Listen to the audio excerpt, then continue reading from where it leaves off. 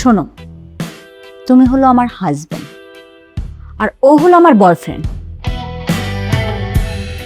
Boyfriend বললে ভুল হবে, ও আমার জান। আর জান মানে বোঝো, জীবন, আমার জীবন সে। আর জীবনের জন্য আমি তোমার মতো 100 হাজবেন্ডকেও কুরবানি করতে পারি, ঠিক আছে? হ্যাঁ, তোমার 2 চোখের সামনে দিয়ে আমি এই বাসায় আসবো, ওরে নিয়ে থাকবো, ওরে নিয়ে খাবো, ওরে নিয়ে ঘুমাবো, ওরে নিয়ে ঘুরবো, সব কিছু করবো, কিন্তু কারো কিচ্ছু তুমি বলতে পারবে না, বিশেষ করে আমার বাবাকে। তুমি যদি আমার বাবাকে কিছু বলো বা অন্য কারো কাছে কিছু বলো, তাহলে আমি নারী নির্যাতনের মামলা দিয়ে 14 শিকের ভাত খাওয়াবো। আর সেখানে যদি তোমার একবার আমি ঢুকাইতে পারি, তোমার কিন্তু বের হওয়ার কোনো ওয়ে নাই, কারণ তুমি এতিম, তোমাকে কেউ ওখান থেকে বের করবে না। তাই যা করবা, যা বলবা, বুঝে শুনে বলবা, ঠিক আছে? Mind it.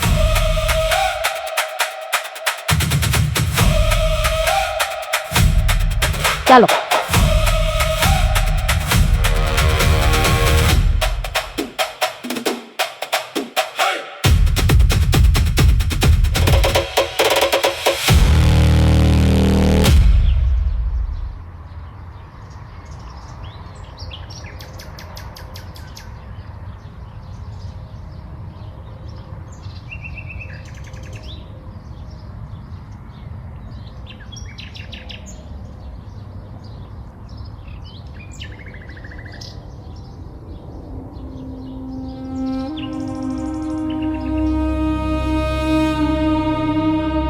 ভাই, আপনি চিন্তা করেন না, বুঝছেন? এই যে আমি যে রওনা দিয়া দিছি, হ্যাঁ, আপনি একটু দাঁড়ানো ভাই।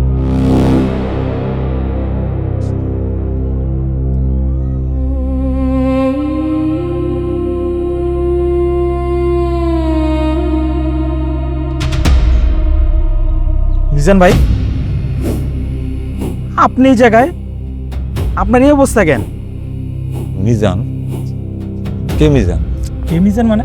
আপনি মিজান? আপনি মিজান ভাই না? ভাই, আপনার মনে হয় ভুল করতেছেন। আমি মিজান না। কি কোন? আপনার চিন্তা আমি ভুল করছি মানে? আমরা ছোটবেলায় একা একা থাকছি না, আপনার তো দেখতে দেখতে বড় হইছি, আর আপনি কইতাছেন আপনি মিজান না। আর একদিন শুনি কি যে আপনি হঠাৎ করে গায়েব হয়ে গেছেন। আমরা আপনারা কত খুঁজলাম, পাইলাম না, কত থানা পুলিশ করছি, আপনার কেউ কোনো সন্ধান দিতে পারে নাই। আচ্ছা ভাই, আপনি 1.5 বছর কই আছিলেন একটু কোন তো ভাই? ভাই, আপনি পেঁচাল বার্তাছেন কে লেগে? আমি তো কইলাম আমি মিজান না। আমি মিজান না। আচ্ছা, আপনি মিজান না তো? আমি এক্ষুনি ভাবিরে ফোন দিতাছি।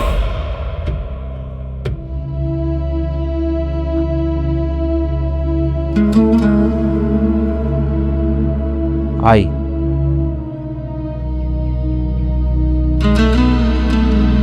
আপনি আর নাটক করেন না, আমি আপনার ভালো মতনই চিনছি। আচ্ছা ভাই, আপনি 1.5 বছর কই আছিলেন একটু কোন তো? 1.5 বছর? 1.5 বছরে বুকের ভিতরে অনেক কষ্ট জমা, কথার পাহাড় বুকটার উপর চাইপা বসে আছে। আজকা তো আরো কম ভাই, আজকা তো আরো কই আমার বুকের পাথরটা নামায় দিব। মিজান ভাই, আমি আপনার সব কথা শুনবো, আপনি আমার কোন। তুই তো জানোস আমার শ্বশুর অনেক পয়সাওয়ালা, ধনী লোক, শহরে তার 2টা বাড়ি, অনেক বড় ব্যবসা প্রতিষ্ঠান। ছোটবেলা থেকেই তার ব্যবসা প্রতিষ্ঠানে আমি চাকরি করি, ম্যানেজার পর্যন্ত হয়েছি। একদিন হঠাৎ করে আসা আমার কইল, মিজান, তুমি কি আমার মেয়ের বিয়া করবা? আমি না আকাশ থেকে বললাম, যে লোকটা আমারে ছেলের মতো স্নেহ করে, আদর করে, তার মেয়ের আমার বিয়া করার লেগে কইতাছে। আমি কিছু আর ভাবি নাই, কিছু চিন্তা করি নাই, আমি বিয়াতে রাজি হয়ে গেছি।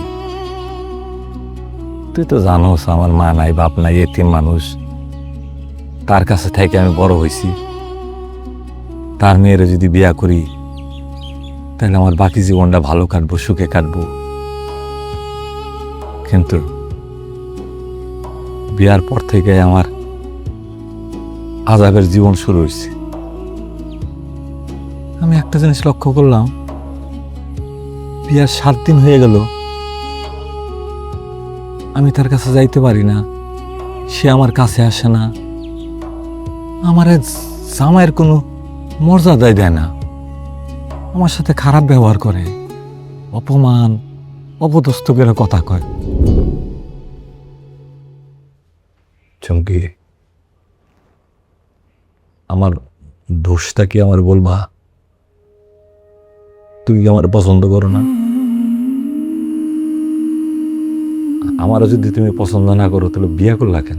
আমি তো তোমাকে বিয়ে করিনি, তুমি আমাকে বিয়ে করছো। ইভেন সেটা আমার বাবাকে ভুলভাল বুঝায়া সম্পত্তির লোভে তুমি আমাকে বিয়ে করছো। না না চুমকি, আমি তোমার বাবার সম্পত্তির লোভে আমি তোমার বিয়ে করি নাই। তোমার বাবা আমার প্রস্তাব দিছে, তোমার বাবার কথা আমি মানি। সত্য বলতে কি, আমিও তোমার পছন্দ করি, আমি তোমার পছন্দ করে বিয়ে করছি।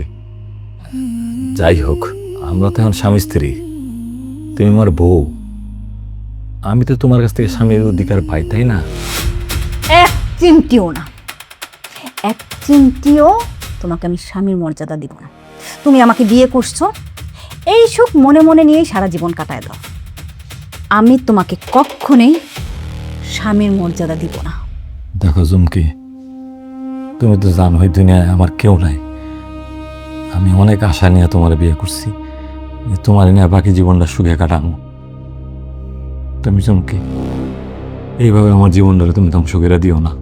না না না, তোমার জীবন তো ধ্বংস হবে না, এই জন্য তোমার খালি মুখ চোখ কান বন্ধ রাখতে হবে।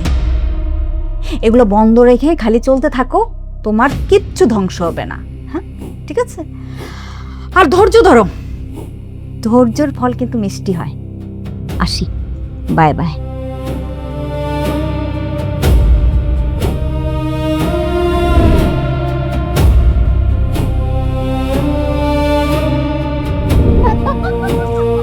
এই চুমকি,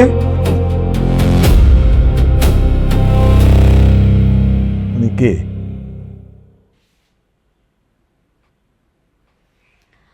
উনি কে? ধারণা করো তো, ধারণা করে বলো উনি কে। জানি তুমি ধারণা করতে পারবে না, তোমার এই জ্ঞানে তুমি বলতে পারবে না, আমি বলে দিচ্ছি। ও হলো প্রিন্স, ওর নাম প্রিন্স। ও আমার বয়ফ্রেন্ড, রাজা, আমার রাজা। তোমার সাথে বিয়ের আগের থেকেই ওর সাথে আমার সম্পর্ক। তোমার সাথে বিয়ের পরও যে সম্পর্ক হয়নি, সেই সম্পর্ক ওর সাথে আমার বিয়ের আগের থেকে, মানে অনেক ভালো সম্পর্ক। ছি ছি ছি ছি, তুমি এত খারাপ মহিলা চুমকি, তোমার এত বড় সাহস, স্বামী বাসায়, তারপরও বয়ফ্রেন্ডের বাসায় নিয়ে আসছো? মাত্র তো বাসায় নিয়ে আসলাম, একটু পরে তোর চোখের সামনে ওকে নিয়ে বেডরুমে যাব। চুমকি, আমি তোমার স্বামী, তুমি আমার চোখের সামনে তোমার বয়ফ্রেন্ডের নিয়ে রঙ্গলীলা করবা, যা খুশি তাই করবা, আর আমি সহ্য করুম? আমি জীবনও সহ্য করুম না। এই, তোমার বাড়ি থেকে বেরা, তোমার বাড়ি থেকে বেরা, বাইরে কি আমার বাড়ি থেকে? চুমকি, এসব কি হচ্ছে? এটা তোমার বাসা না, এটা আমার বাবার বাসা। আর আমার বাবার বাসা তুমি হইছো পালক জামাই। আর পালক জামাই এত কথা? আর তোকে কতবার বলবো, তোকে আমি স্বামী হিসাবে মেনে নিব না, কোনোদিনও নিব না। দেখো চুমকি, তুমি এরকম করো না। তুমি যদি আমার পছন্দ না করো, স্বামী স্বীকৃতি না দাও, তাহলে তুমি আমার বিয়ে করলা কেন? আমি কি তোকে ইচ্ছা করে বিয়ে করছি? আমি বিয়ে করছি। তোরে আমি কতবার বলছি তুই ওই পোলার সাথে সম্পর্ক রাখবি না। তুই আমার কোনো কথার দাম দিছস? তুই তো ওই পোলার সঙ্গে সম্পর্ক রাখছস, আবার বলছিস এখন তুই তার বিয়ে করবি। বাবা, আমি প্রিন্সকে তো ভালোবাসি,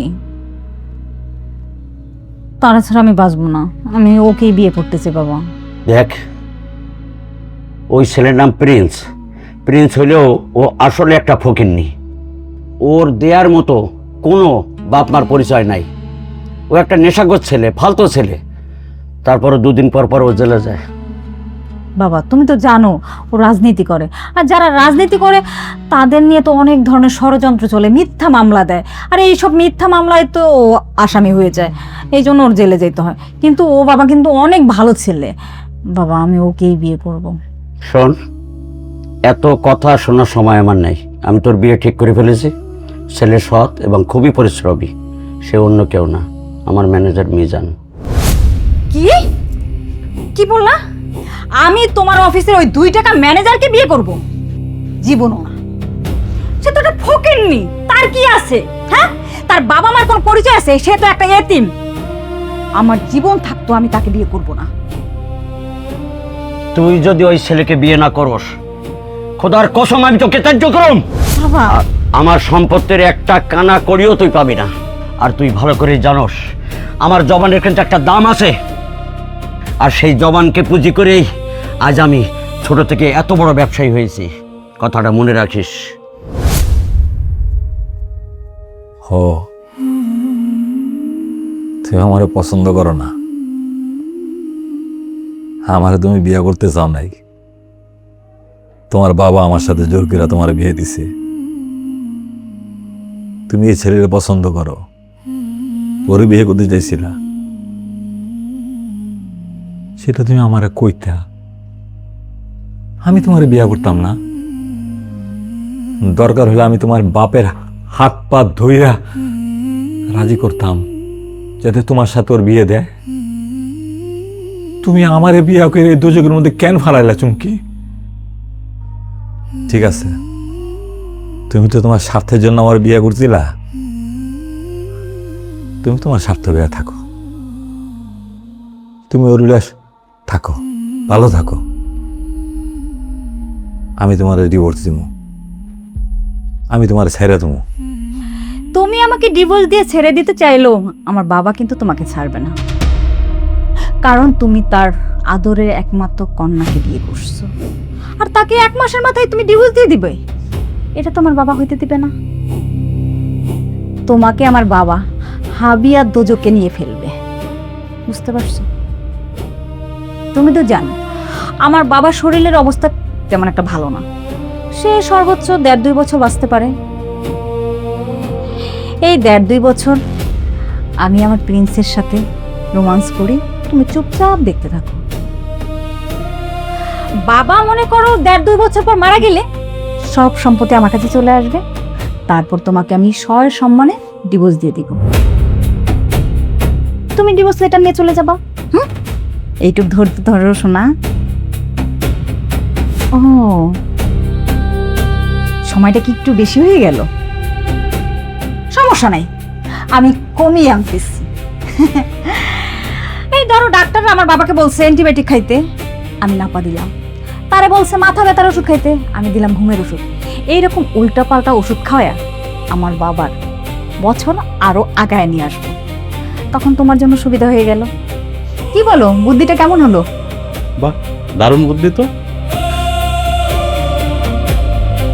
চলো। আস্তে লাগছে শোনা, চলো বন্ধু মুখে কোলে করে নিয়ে যাই।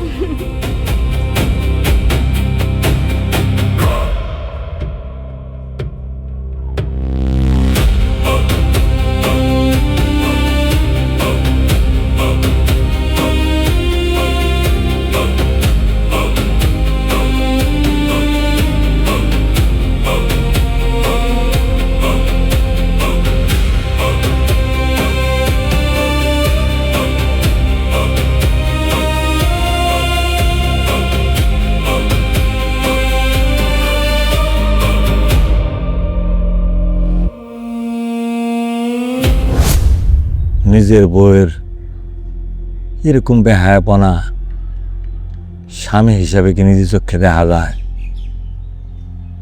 আমার অনেক কষ্ট লাগছে, অনেক জিদ হয়েছে, কিন্তু কি করুম আমি তো অসহায়, নিরুপায়, সহ্য করতে পারো না দীক্ষা শহর ছেড়া চলে এলাম।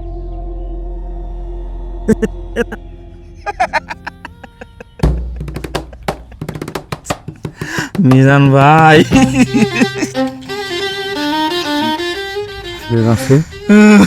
তুই হাসতেছ কেন? আমার দুঃখের কথা, কষ্টের কথা শুনে তোর হাসি লাগতেছে? না মিজান ভাই, এর লেগে আমি আসতেছি না ভাই। ভাই আমি আপনার কইতাছি শুনলে।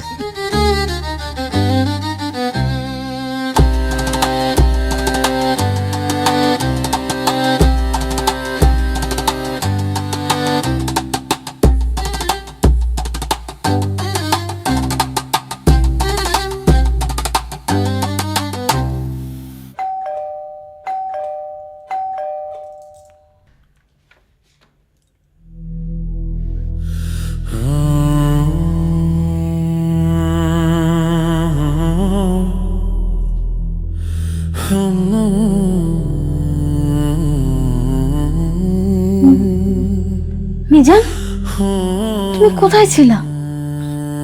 হ্যাঁ, কোথায় ছিলে তুমি? আমি তোমাকে কত জায়গায় খুঁজছি, কোথাও খুঁজে পাইনি। তুমি তোমার এই বউকে রেখে এতটা দিন তুমি থাকতে পারলা? তোমার একটু কষ্ট লাগলো না? হ্যাঁ, কিভাবে থাকলাম? আমি তোমাকে খুঁজে খুঁজে হাঁপায়ে গেছি। কেউ তোমার খোঁজ দিতে পারে না, কেউ বলতে পারে না কোথায় খুঁজি নাই বলো। লাস্টে আমি থানায়ও গেছি, তো তারাও তোমার কোনো খোঁজ দিতে পারে নাই। তুমি কোথায় ছিল? হ্যাঁ, কোথায় ছিল? কথা বলো না কেন? আসো আসো, ভিতরে আসো, বসো। কি অবস্থা না!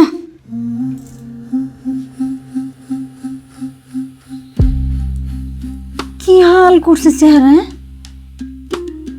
কি অবস্থা করছে! কি সুন্দর চেহারাটা ছিল, হে আর অবস্থা কি! মনে হয় খাওয়া দাওয়া করে নাই ঠিক মতন, গোসল করে নাই ঠিক মতন, আর কাপড় চোপড়ের অবস্থা কি! কোথায় ছিল তুমি? হ্যাঁ, এই অবস্থা হয়েছে। আরে মুখটা একদম শুকায় গেছে। আচ্ছা তুমি বসো, আমি ওই যে ঠান্ডা পানি দিয়ে তোমার জন্য শরবত বানিয়ে নিয়ে আসতেছি।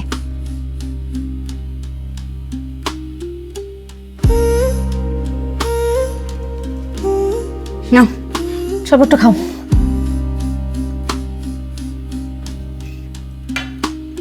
আরে খেয়ে ফেলো।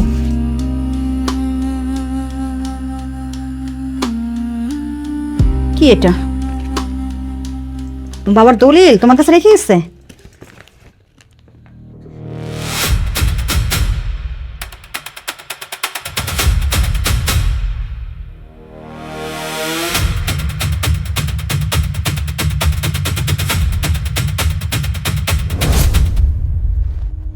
প্রিন্স, তুমি তো জানো বাবা কয়দিন আগে মারা গেছে, আর ওই যে স্বামী নামের যে জিপটা ছিল ওইটাও নিরুদ্দেশ কোথায় জানি চলে গেছে।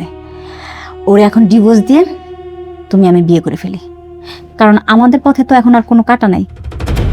কি বলো? আমার দাদি একটা কথা বলতো কি জানো, যে নারী তার স্বামীর হতে পারে না সে নারী অন্য কারো হতে পারে না। মিজানের মতন একটা সৎ ছেলে, একটা ভালো ছেলে, সে তোমার স্বামী হতে পারে নাই। আমি তাহলে কিভাবে তোমার স্বামী হব? তোমার সাথে আমি প্রেম করছি দুইটা জিনিসের আশায়। নাম্বার 1 রাজকন্যা, নাম্বার 2 রাজত্ব। রাজকন্যা আমি পাইছি, কিন্তু রাজত্ব কোথায়? রাজত্ব ছাড়া তো এই প্রিন্স, এই রাজা মূল্যহীন। শোনো, তোমার বাবা মৃত্যুর আগে ওই মিজানকে সব লিখে দিয়ে গেছে, আর তোমাকে দিয়েছে ঘন্টা। আমি সব খোঁজ খবর নিয়ে দেখেছি, যখন তুমি খোঁজ খবর নিয়ে দেখো। কি বলো এসব? হ্যাঁ, আমার বাবা আমার সম্পত্তি সব মিজানকে দিয়ে গেছে? না না না, আমি বিশ্বাস করি না, এগুলো সব মিথ্যে কথা, তুমি বানায় বানায় বলতেছো। তুমি খবর নিয়ে দেখো, আমার সব কিছু খবর নেওয়া হয়ে গেছে। এই রাজত্বহীন রাজকন্যা আমার দরকার নাই। Tata, bye bye.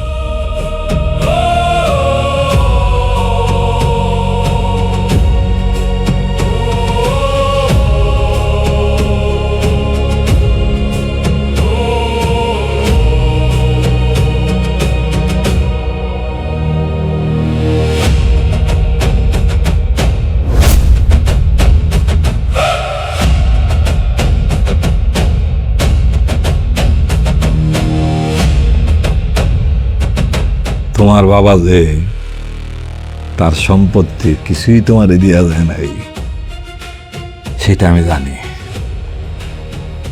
তার যত স্থাবর অস্থাবর সম্পত্তি ছিল, যেখানে যা কিছু ছিল, সব তিনি আমার নামে লিখে গেছে। আমি যখন নিরুদ্দোষ হয়েছি, আমার নিরুদ্দোষের কারণ সে বুঝতে পারছে। সেও বুঝতে পারছে যে তুমি কত বড় অন্যায় অবিচার তুমি আমার সাথে করছো,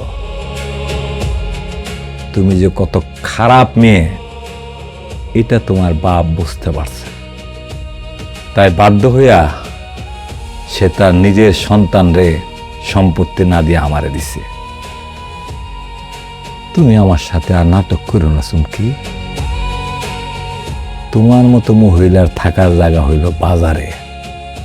তুমি একটা বাজারের মহিলা, কারো বাসায় তোমার স্থান নাই, আর আমার বাড়িতে তো নাই। ডিভোর্স লেটার, আমি তোমার ডিভোর্স দিচ্ছি। তুমি এখন এই মুহূর্তে আমার বাড়ির থেকে বেরোবা, আর তোমার যা কিছু আছে সব কিছু নিয়ে তুমি বেরোইবা। না নিলেও সমস্যা নাই, সব কিছু আমি জ্বালায়া পোড়ায় ছারখার করে দেবো। কোনো চিহ্ন এই বাড়িতে আমার জীবনে তোমার থাকবো না। যাও যাও, আমার বাসাতে বেরো, যাও। জানো আমার ভুল হয়ে গেছে, তুমি এটা করো না আমার সাথে। তুমি তো জানো আমার বাবার একমাত্র মেয়ে আমি, আমার তো আর যাওয়ার কোনো জায়গা নাই, আমার বাবাও নাই, আমি কোথায় যাব? আমার ভুল হয়ে গেছে, তুমি আমাকে মাফ করে দাও প্লিজ, তুমি আমাকে মাফ করে দাও। আমি আর এরকম কোনোদিন কোনো কিছু করব না। আর তুমি তোমার কাছে স্বামীর মর্যাদা চাইছিলা, আজকে থেকে আমি তোমাকে স্বামীর মর্যাদা দিয়ে দিলাম। আমি আর কোনোদিন তোমার সাথে কোনো রকম অন্যায় করব না।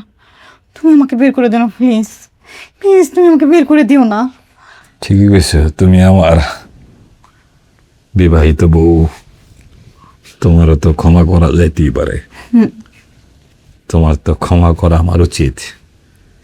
স্বামী হিসাবে আমি তোমার ক্ষমা করতেই পারি। ক্ষমা নে, ক্ষমা। মিজান, মিজান, খোলো, গেট খোলো।